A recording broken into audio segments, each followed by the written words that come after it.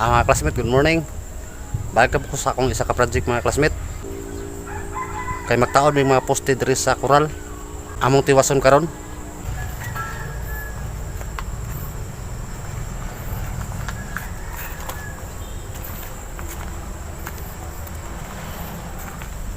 Morning steel column na mga classmate.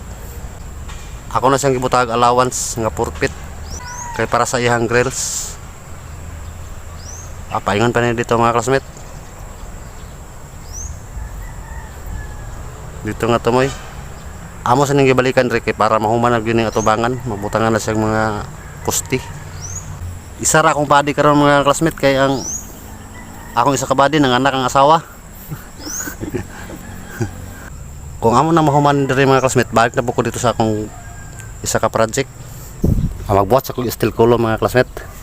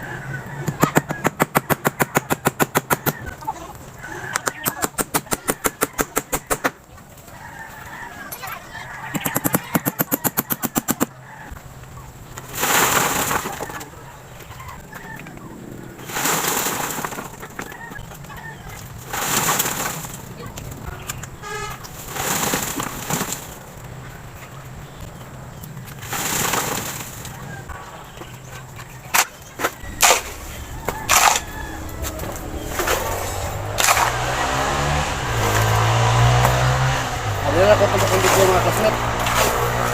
Salamat, thank you.